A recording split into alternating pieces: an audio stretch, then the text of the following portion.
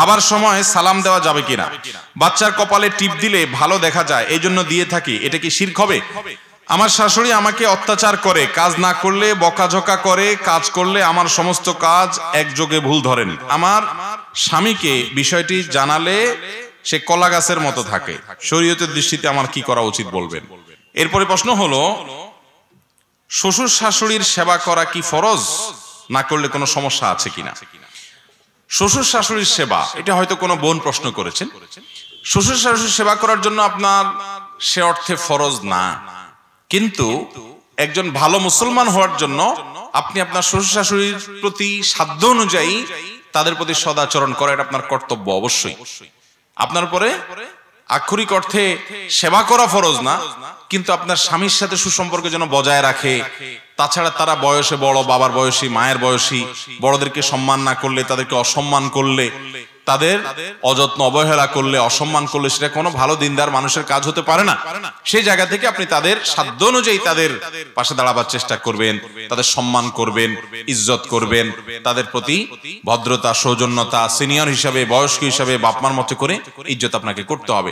সাধ্য অনুযায়ী সেবাও করবেন, এই জন্য যে আপনার স্বামী আপনার জন্য অনেক কিছু করছে, আপনার সংসার উন্নতির জন্য করছে, আপনার ছেলেমেয়ের উন্নতির জন্য করছে, এমন অনেক কিছু করছে যেটা তার জন্য আবশ্যক না। তো আপনিও তার হয়ে তার বাবা মার খেদমত করা, তাদের সেবা করা, তাদের পাশে দাঁড়ানো, এটা আপনার কর্তব্যের অংশ। যে আমার স্বামী আমার জন্য অনেক কিছু করছে যেটা তার উপর আবশ্যক না। আপনার স্বামী যদি আমাকে জিজ্ঞেস করতো যে স্বামী হিসাবে আমি স্ত্রীর জন্য কতটুকু করা আবশ্যক আর কোনটা ফরজ না, তাহলে তো আমরা উত্তরে বলবো যে আবশ্যক হলো তার জন্য ভরণ পোষণের ব্যবস্থা করা, থাকার একটা ব্যবস্থা করা, আপনার জন্য শহরে একটা বাড়ি করা, আপনার জন্য একটা গাড়ি কেনা, আপনার জন্য ভবিষ্যৎ তৈরি করা, আপনার ভবিষ্যৎ ভালো যেন থাকতে পারেন সেজন্য ব্যাংক ব্যালেন্স করা, এগুলো তো স্বামীর উপরে ফরজ না, কিন্তু সেগুলো তিনি সব আপনার জন্য করার চেষ্টা করেন। অতএব তিনি যখন আপনার জন্য ফরজের বাইরে অনেক কিছু করতে চেষ্টা করেন আপনার সুখের আশায়, অতএব আপনারও উচিত তার বাপ মাকে শ্রদ্ধা নিবেদন করা, সম্মান করা, সাধ্য অনুযায়ী খেদমত করা, যেহেতু তিনি বাপ মাকে সময় দিতে পারছেন না আপনার সংসারের জন্য। তো এই জন্য এই জাতীয় আপনার বিষয়গুলোতে প্রত্যেকটা মানুষের মানবিক হওয়া কর্তব্য, না হলে আমরা ভালো মানুষ হতে পারবো না। আপনি একসময় শ্বশুর-শাশুড়ি হবেন, তখন আপনি আশা করবেন আপনার বৌমা আপনার সাধ্য অনুযায়ী সেবা করুক, সাধ্য অনুযায়ী আপনাকে দেখুক, যত্ন নিক, আদর আপ্তি করুক, এটা আমাদের করা কর্তব্য, বিধায় সেটা ভোলা যাবে না।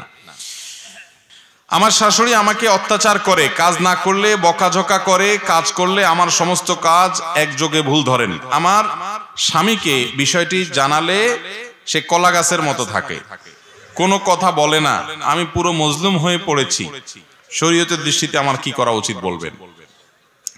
দেখুন, স্বামী যদি এই রকম নির্বিকার হয়, যাকে আপনি আর ভাষা আপনি কলা গাছ বললেন, তাহলে সেক্ষেত্রে আপনার শাশুড়ির অত্যাচার, অবিচার, এগুলোতে আপনার বোঝা উচিত যে সন্তান হিসাবে সে তো তার মাকে শাসন করতে পারে, নীরবতা অবলম্বন করে। আপনার উচিত হলো সবর করা এবং ধৈর্য ধারণ করা, এবং স্বামীকে, আপনার শাশুড়িদেরকে এবং শ্বশুরকে অন্য কাউকে দিয়ে নসিহা করতে পারলে নসিহা করানো, পারলে কোনো হুজুরকে দিয়ে ওয়াজ শোনাবেন। আমার মনে আছে দিনাজপুরে এক মাহফিলে আমি গেছি, যাওয়ার পর সেখানে এরকম কোন এক বৌমা একটা প্রশ্ন পাইছি, প্রশ্ন উত্তর দিছি, দেওয়ার পরে মাহফিল শেষ করে আমি যাওয়ার সময় আয়োজকরা আমাকে ফোন দিয়ে বলল যে ভাই, আমাদের এই মাহফিলে, আজকের মাহফিল থেকে যাওয়ার পর একজন বৃদ্ধা মহিলা আমাদেরকে ফোন করছেন, ফোন করে বলছেন, পোস্টার নাম্বার নিয়ে বলছেন, বাবা আমি আমার বৌমার সাথে অনেকদিন কথাবার্তা বলতাম না, তার সাথে আমার দাকমরা সম্পর্ক ছিল, কিন্তু বৌমার প্রতি অত্যাচার করলে যে আমার গুনাহ হয়, আমার নামাজ রোজা কাজ দিবে না, তার প্রতি অত্যাচার করলে পরের ঘরের মেয়ে, আমি তাকে অহেতুক জ্বালাতন করলে গুনাহ হবে। এটা জানার পর আমি আজকে মাহফিল থেকে আইসা আজকেই বৌমাও মাহফিলে গেছে, আমিও মাহফিলে গেছি, আসার সময় আমরা দুজনের সাথে মিলেমিশে গেছি এবং আমি মাপ চেয়ে নিছি তার কাছে। আমার উপকার হয়েছে আপনাদের মাহফিল থেকে, কর্তৃপক্ষকে ধন্যবাদ জানাইছি, কর্তৃপক্ষ আমার আবার ফোন করে জানাইছে। তো এটা জানার পর আমার কাছে ভালো লাগলো, আলহামদুলিল্লাহ। তো অনেক সময় দেখা যায় এরকম শাশুড়ি যদি বেলাইন হয়, তাদেরকে কোনো আলেমের কাছে, কোনো আলেমের মজলিসে নিয়ে যাবেন, তাদের কথা শোনাবেন এবং আল্লাহর কাছে দোয়া করবেন। এবং মনে রাখবেন যে আপনার স্বামী সবসময় তার মা বাপের বিরুদ্ধে অ্যাকশনে যেতে, মানে তাদেরকে সংশোধন করতে পারে না, অ্যাকশনে যত প্রশ্নই ওঠে না, এই জন্য স্বামীকে অপারগ আপনি রাখবেন এবং সবর করবেন। বাচ্চার কপালে টিপ দিলে ভালো দেখা যায়, এই জন্য দিয়ে থাকি, এটা কি শিরক হবে?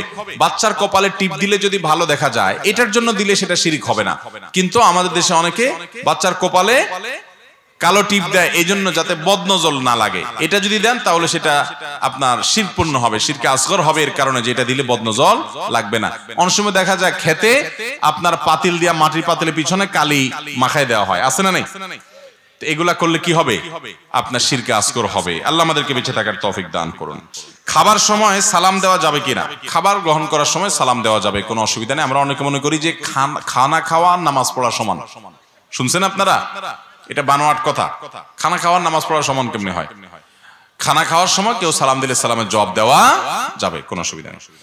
বেলায়েত অর্থ কি? বেলায়েত অর্জনের পদ্ধতি কি? বেলায়েত মানে হলো আল্লাহর ওলি হওয়া। আল্লাহর ওলি হওয়ার পদ্ধতি হলো আল্লাহর প্রতি ঈমান আনা, আল্লাহর আনুগত্য করা, আল্লাহর নির্দেশগুলো মেনে চলা, আল্লাহর নিষিদ্ধ বিষয়গুলো থেকে বেঁচে থাকা, আল্লাহর নৈকট্য লাভের জন্য বেশি সিজদা করা, আল্লাহর নৈকট্য লাভের জন্য আল্লাহ রাব্বুল আলামিনের নফল ইবাদত বেশি বেশি করে করা, এগুলো আল্লাহর নৈকট্য বান্দাকে এনে দেয়, হাদিসে আসছে। আর আরো বিস্তারিত জানতে চান তাহলে ডক্টর খন্দকার আব্দুল্লাহ জাহাঙ্গীর রহমাতুল্লাহর লেখা রাহে বেলায়েত বইটা পড়বেন। এই বইটার নামই হলো রাহে বেলায়েত, মানে ওলি হওয়ার পথ, আল্লাহর বন্ধু কিভাবে হবেন, পুরা বিস্তারিত সেই বইতে পাবেন। আমি একজন সরকারি কর্মকর্তা, নিজ কাজের বিনিময়ে ব্যবসায়ীরা না চাইলেও স্পিড মানি বলে টাকা দেয়, আমি না নিলেও আমার কাজের জন্য সহকর্মীরা টাকা তুলে ভাগ করে নেয়, যেটা প্রতিরোধ করা আমার ক্ষমতার বাইরে। এরূপ ক্ষেত্রে আমার জন্য এটা গ্রহণ করা কি পাপ হবে? আপনার সহকর্মীরা যদি হারাম খায় তাই বলে আপনি হারাম খাবেন না, কেউ যদি সেটা নিয়ে ভাগযোগ করে খায় তো সে হারাম খাবে, তাই বলে আপনি সেটা গ্রহণ করতে যাবেন না। সাধারণত এই জাতীয় যারা ঘুষ দেয় তারা কিন্তু আপনার বলে কয়ে দেয় যে ভাই আমি কিন্তু খুশি হয়ে দিলাম। আমরা মনে করি ঘুষটা খুশি হয়ে দিলে বোধহয় জায়েজ হয়ে যায়, ঘুষটা খুশি হয়ে দিল না জায়েজ, আর না খুশি হয়ে দিল কি না জায়েজ। ঘুষ কোন অবস্থাতে হালাল হবে না। এদেশে ঘুষখোররা যারা ঘুষ খায় আমরা শুধু একচেটিয়া তাদের দোষ দেই, তাদের তো দোষ আছেই, মূল দোষ তাদের, কিন্তু অনেক সময় ঘুষ যারা দেই আমরা সাধারণ মানুষ কাজের জন্য যারা যায় তাদের দোষ অনেক সময় বেশি থাকে।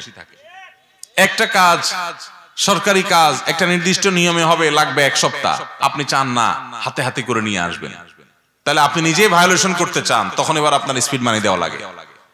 তো এগুলো করা আমাদের উচিত না, বরং সুদকে আল্লাহ রাব্বুল আলামিন হারাম করেছেন যেমন ঘুষকে আল্লাহ তাআলা হারাম করেছেন, বিধায় এটা কোনোভাবেই গ্রহণ করা জায়েজ হবে না।